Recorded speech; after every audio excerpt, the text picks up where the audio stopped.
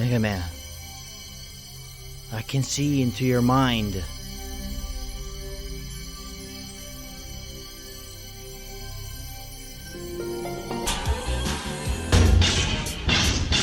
Cutman's the name, cutting's my game, and I don't mean hair.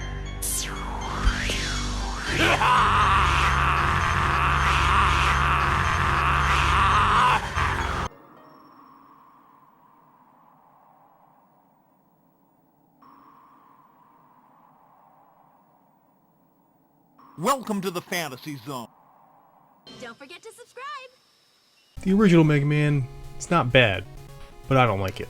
This is probably going to be a thing with all the first games of these well-loved video game series. The original isn't bad, and for the time, it was groundbreaking, but looking at it today, why play it when there are better options? I'm not going to talk about the stories of these games much, because don't worry, we'll get there with other more story-heavy titles, but the original Mega Mans aren't that complicated. Dr. Wily is evilly, Dr. Light and Mega Man are goody, play a bunch of boss battles, win the game. Besides, no one cares about the story of original Mega Man, we care about the gameplay. You can really only do two things with the buttons, it is NES after all, and that's jump and shoot.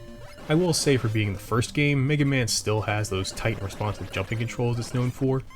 It can feel stiff sometimes, but that kind of helps it since you have to be very precise with some jumps. Unfortunately, Mega Man games of the past suffer from a terrible disease many old games have, RGBS, which stands for Retro Gaming Bullshitting. The older games are not long, on average each of these Mega Man games took me about 2 hours to beat, so in order to pad out the runtime they add cheap shit like bottomless pits, one-hit death spikes, inconvenient enemy placements, and general asshole programming.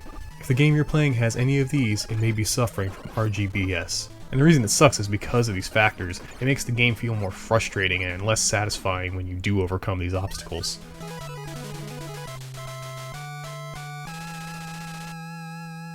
Now these all can't be too bad. If you're patient and get the timing right on some of these things, then you won't have much trouble with them. But then you get to things like Fireman. Holy shit, is this guy impossible. He just spams his attack with no pattern or rest. The only way to kill him is to get lucky and use the right weapon. Each Mega Man game will follow the same pattern of 8 stages, each with one of Wily's Robot Masters waiting at the end for a boss battle. Then the last stretch of the game is several levels in Wily's castle that test everything you know about the game using every weapon in your arsenal to eventually fight Wily and beat the game. The only exception to this is Mega Man 1, which has 6 Robot Masters instead of 8. The Robot Masters are not too hard, except for one, especially when you use the appropriate weapon, you don't have a hard time against them. That's one thing Mega Man has that makes it stand out. When you beat a Robot Master, you get their weapon, allowing you to use it in later stages to help defeat enemies and bosses. They also help in traversing the levels and finding secrets. Like this one in the Electman stage, where you need Gutsman's power to get this weapon that allows you to create platforms, which is required to beat the game. So yes, a missable weapon is required to complete this game. That's some heavy RGBS right there. The main use of the boss weapons though is to basically trounce the next boss of the game. By experimenting and figuring out what does what, you can use the right weapon to beat them all in seconds. It feels pretty good to do that too, considering you just went through the hell that is their stage. Another thing that's a staple of Mega Man games is a boss rush of all the Robot Masters that you have to face before you fight Wily. Of course, some of them are easier now that you have the appropriate weakness. Some of them are easier. Wily himself, at least compared to the hell you just endured, that is Mega Man 1, is incredibly easy. No problems at all. Mega Man 1 is unfortunately more frustrating than anything. I did not feel satisfied beating it because I didn't feel like I won thanks to my own skill, but through luck and save states. Who cares about that game though, because everyone knows Mega Man actually starts at Mega Man 2. You can tell Capcom stepped it up for this. First there's this iconic intro recapping the first game leading to the title screen, and then you load up that first stage and hear that kick-ass music.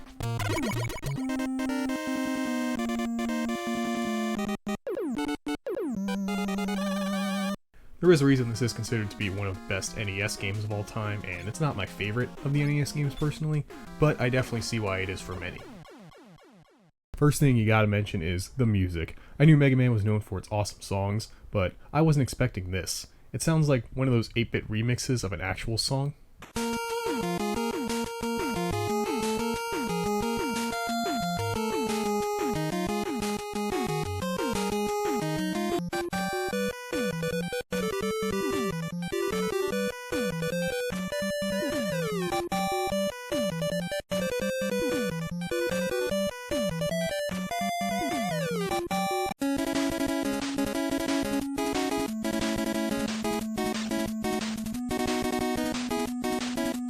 That music is accompanied by a damn good game. There wasn't as much RGBS in this. It's still there, don't get me wrong, it is an NES game. But overall, thanks to the controls and health pickups being more frequent, it felt more fair. I found I use the Robot Master's weapons more frequently too, especially Metal Man's blade. See, Mega Man has a stiff arm, poor bastard, can only shoot directly in front of him. But the metal blade allows you to shoot in 8 directions, making it the go-to weapon in my opinion. There's also a time stop, a powerful crash bomb, bubbles. Alright, that one sucks. But the rest are useful in some way. My favorite part of these games is actually the last part in Wily's Castle. It's an onslaught of all the things you've learned, and even though you now have all the powers, you can't just use them as much as you want, as they don't refill in between the stages, and you need to save them for the bosses, cause you'll need them. Like the biggest RGBS boss in this whole game. The boss in question is called the Boo Beam, cause of course it is. You need to use your full crash bomb ammo to kill this thing. If you miss or use one too many, reset, cause there's literally no other way to beat this boss. The last boss, which is an alien, no I will not give context, is similar because it's only weak to the bubble weapon. The difference is the bubble is useless almost everywhere else, except here and against one Robot Master, so you'll most likely have enough to win. Crash Bomb isn't the best, but it's still useful, and if you used it even once before this, you're fucked.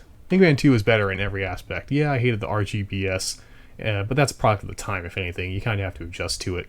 Can't wait to do this 9 more fucking times.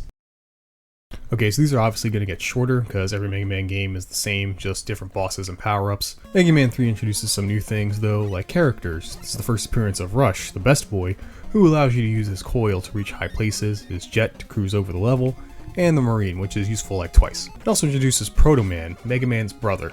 He shows up, jumps around, and then runs away. Thanks, bro. The best thing it introduces is Mega Man Slide, which, believe it or not, allows you to slide, which comes in handy for dodging enemies, at least that's what I mostly used it for. It also introduces everyone's favorite character, lag. A lot of lag. I know we're only 3 in, but this is the least fun Mega Man game so far, for several reasons. One of those reasons is the lag. Too many sprites on the screen can make the game unplayable sometimes. It also pads the game out by having you do 4 extra stages in between the regular ones and the Wily Castle. They're basically remixes of 4 of the stages you just played, and in them you fight new versions of the bosses from Mega Man 2? Why? What's the point of this? It's not too hard, you don't get anything except pointlessness. The boss weapons are lame too. You get snakes. Shadow Man Power is a worse version of the Metal Man one from the last game, and I know Capcom was really dicking around here, because one of the robots is named Hard Man. This game also has a lot of you-know-what in the stages, especially with enemy placement. It felt like they were trying to piss me off. Mega Man 3 is definitely my least favorite so far. The lag, the padding, uninteresting weapons, and the music and presentation being not as good as its predecessor makes it the worst so far.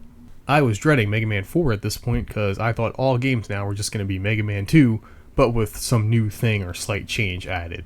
New thing added here is Mega Man's charge shot. Gone are the days of button mashing, now is the age of button holding. By holding the shoot button, you can charge your shot, dealing one big powerful blast. I barely used it.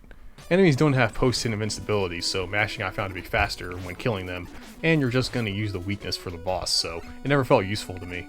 I will mention that this game features a new antagonist, Dr. Cossack. Yeah, they're switching it up. Until it's revealed Wily manipulated him by kidnapping his daughter, which I guess was supposed to be a twist, even though it's expected at this point. Mega Man 4 is good, it's better than 3. The music has improved as well in its presentation. When you get a new weapon, a sprite of Mega Man does a little 3D spin. It's pretty impressive for NES, I think. I still got some lag at points when there were too many sprites, but after playing 3 I kinda adjusted to it so it didn't bother me as much here. And Mega Man, for 4 games, you were doing good. But you had to crack and add an auto-scroll level in this game, didn't you? You were one of the good ones. They also padded out the game again too, with a Dr. Cossack's castle and then a Wily castle followed right after. More stages of the same thing does not equal fun, Capcom. But yeah, it's a Mega Man-ass Mega Man game.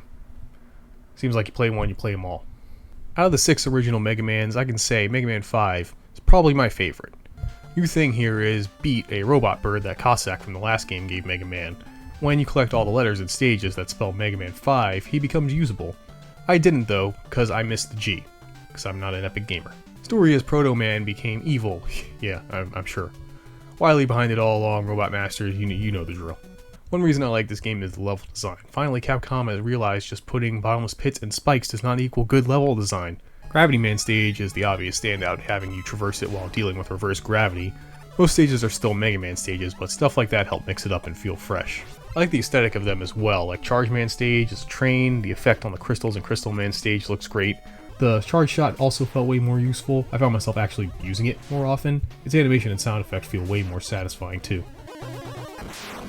There is another auto-scroller, but this one is better because it's also a vehicle section, so you have to constantly dodge and shoot, making it more fun to play in my opinion. It's not perfect. There's more padding with 2 castles you have to go through. Again, like yeah, I said these Wily sections are my favorite part of the game, but you don't need to add 2 of them. One of the Wily ones does have this interesting boss where you actually have to attack it in order for it to attack you, and then use its own attack so you can damage it. It's simpler and cooler than I make it sound. With the combination of the level design, the improved weapons, and the decent soundtrack, I'd say Mega Man 5 is the best one so far. At this point, I think the only thing 2 has that's better is the music. Well, there's one more game in the Mega Man sextology? Is that what it is? Mega Man 6's new gimmick is now Rush can combine with Mega Man with the Rush adapter, so you can get Jet Mega Man, which lets you fly for a brief period of time at the sacrifice of your charge shot, and Power Mega Man, which gives you stronger attacks at the cost of range. Also, each form doesn't allow you to slide, which I forgot a lot of the time. In this game, the mysterious Mr. X who, oh come on, they're not even trying anymore. That's the equivalent of Bowser wearing a fake mustache and claiming to be the Pringles guy. The best thing I think this game adds is after you get a new boss weapon, a little demo plays to show you what it does. It's really helpful. Other than that, it's the same as every other Mega Man game. Even Capcom doesn't care anymore because they forgot to hire an editor because Wily failed D. Anyway, let's move on from these 8-bit Mega Man games. Let's go to some better technology.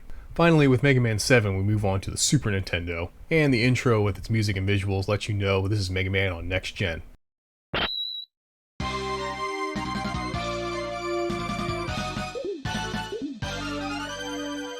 Gotta admit, even when playing these games back to back, hearing that tune in better quality with the pose was pretty cool. Everything here is improved, not just the graphics and sound, but the gameplay as well. Of course, there are still one-hit kill spikes and death pits, but that's just a staple of platformers and Mega Man at this point. This game really eases up on the RGBS, making for a fun and fair Mega Man game. In fact, I'd say since the damage you take is pretty minimal, and checkpoints are more frequent since the stages are longer, this is the easiest Mega Man game so far. Doesn't mean it can't be challenging at times. Rush is back with 2 new upgrades, the Rush Super Adapter, which you get by collecting the letters Rush in the first 4 stages. And man, this thing is great. It combines the powers from 6, giving you more power and a short flight. It wasn't the correct choice all the time, but it was fun to use, and I always used it. There's also the Rush Search, which will have him dig at whatever spot you're at. And he will dig up helpful items or bolts, which you can exchange at the shop run by a new Dr. Light assistant, Otto. Using the bolts, you can craft extra lives, tanks to restore your health and weapon energy, or useful items like the Exit, which lets you exit any stage at any time after you beat the boss. This is useful if you want to go back and collect any items or bolts you missed on your first go-around. When using the weakness against the bosses, you also get a special animation, and they respond in a unique way to keep you from spamming it, and not making them incredibly easy like previous games. Keeps you on your toes. This game also introduces a new character that will become kind of a staple of Mega Man games, Bass and his robot dog Treble. But when I was a kid, I always called him Bass because I thought a homograph was a gay man who really liked math. Bass is meant to be a rival to Mega Man, which is apparent in his boss fight when he has his own super adapter. This boss fight is pretty fun too. I always like games with fights against an enemy with the same abilities as you. Now is this game perfect? Of course not. The Springman stage can go fuck itself. Some of these boss patterns like Slashmans can be pretty tricky and frustrating, especially on your first playthrough when you don't know what you're doing. And the worst part of this game is definitely the last boss.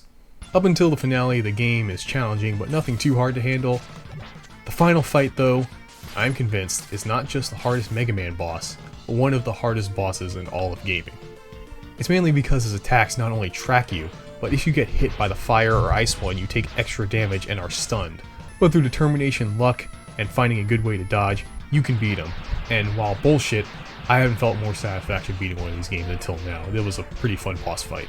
Which begs the question, is Mega Man the Elden Ring of Dark Souls? Mega Man 7 has its flaws, but overall I think it's the best Mega Man so far. If you want to experience that classic Mega Man difficulty with less bullshit, better graphics and sound, play Mega Man 7. It's a great game. And now we move on from cartridges to discs with Mega Man 8 on the PS1. With new disc technology, many companies decided to add full motion video to their games, and Mega Man is no exception. This is the first Mega Man to have animated cutscenes and voice acting, and it is glorious. You must recover all the energy immediately, Mega Man. The battery will be charged in 10 minutes. That's good. But where is Dr. Wily? That's a good question. When we find that meteor, we'll find Dr. Wily. Why must they fight you? We are not enemies! Shut up! Strange strange meteor has fallen to Earth just a while ago. This meteor seems to be emitting a powerful energy signature. Something this powerful must not fall into the hands of evil. Even the Robot Masters have voice acting, which gives them a little more personality and also makes me uncomfortable. That's no good! I didn't consent to this. Mega Man, today we finish this. Hey, that! Wait, what'd he say? Hey, that! Holy shit, maybe me from the past wasn't completely stupid. Now obviously with these cutscenes, this one naturally has a more fleshed out story than past Mega Man games. The gameplay here is improved over its predecessors. Before, you either could use the Mega Buster or a boss weapon, never at the same time. Here you always have access to the Buster, and you can use the boss weapon with a different button. You even get a fancy render of Mega Man when you get a weapon. Spiffy. Weapons even have uses outside of just boss weaknesses. This weak little soccer ball thing you get at the beginning can be used for extra height when you need to get it up on a high place. In Swordman stage, you need to use the ice weapon to get past an obstacle, and Clownman's Thunderclaw is actually a shitty grappling hook. The music, while not as catchy as 2, has this nice vibe to it. It sounds like Mega Man, but more mellow and a natural upgrade to new disc quality sound. My one major problem with Mega Man is he walks so slow. Like, is he rusting? I get Mega Man is about patience, but I also want to beat the game sometime this next week. The bosses I feel are the fairest they've ever been. Even if you don't have the weakness, they have an actual pattern that you can learn, so you can beat any of them with the Buster. Trust me, pattern fights are a huge leap for this game. Stages even mix up the gameplay with unique sections, like a side-scrolling shooter section that's pretty fun, also really slow though, and a snowboarding section that makes me want to die. In these stages you can find special bolts which you can use to get upgrades from roll, but there's a strategy to it since there is a limited number of bolts you can't buy everything in the shop, so you have to strategically decide what upgrades you want based on your own playstyle or what you might need for certain stages. I really like that, it keeps you from just owning everything and being overpowered. The last boss is basically a rehash from 7, but way easier. I guess they learned getting stunned for 10 hours during a boss fight is kinda unfair. Mega Man with its Oscar-worthy cutscenes, cartoony graphics, and a bit more mellow OST, especially with the upgrades to some gameplay elements, make it my favorite Mega Man. Well, after Mega Man 8, that came out in 1997, its sequel Mega Man 9 wouldn't be released until 2008, little over a decade later, as an exclusive digital download on the consoles of the time. To get a physical copy of these, you need to get the Mega Man Legacy Collection 2, which I had to get on Steam digitally. And no, your screen is not fooling you, this isn't footage of Mega Man 2, it's 9. Remember, this game was released in 2008, 10 years later, and Mega Man 2 is still considered to be the pinnacle of Mega Man games. So this game goes back to 8-bit and removes the charge shot and slide to poke that nostalgic lobe of the brain. So Mega Man is basically evolving backwards, which not only pisses off evolutionists, but me as well. I hate it. I get reverting to the style 2 decades after the old Mega Man is probably well loved by the OG Mega Man fans, tickling their nostalgia for a franchise that hadn't seen a new entry in so long. I get that. I'm not one of those, and have been playing these back to back. How dare Capcom not consider me when creating this game? It plays like Mega Man 2, so not much I can add here. One thing I noticed is how the game actually teaches you stuff. Like it will display a mechanic or enemy in a safe environment showing you what it's capable of, then preparing you for the rest of the level if you paid attention. Yeah, Mega Man adapted to modern game design. Feels weird. I have nothing else to say, just listen to me talk about Mega Man 2, it's the same game basically. This game does have the first female Robot Master. Yeah, everybody gets one, ladies. Oh, and I find this one image of Dr. Wily convincing the robots to work for him very hilarious. I still love his pose, he looks like a used car salesman, he's like, hey, come on, come on. Mega Man 10 is the same fucking thing. I don't want to play any more fucking 8-bit Mega Mans. There's 8 of them. Is that not enough? The only major difference here is you can play as Proto Man. There's an easy mode, you know, for the plebs. There's also a robot called Pump Man that I assume hangs out with Hard Man. I'm sure they get along fine. The final Mega Man game released a few years ago in 2018 as Mega Man 11. Gone are the 8-bit demons. We embrace true next-generation gaming. Well, I sort of do. My gameplay looks slow and laggy. It's because it is. My laptop is old. I need to get a new computer. I'm sorry.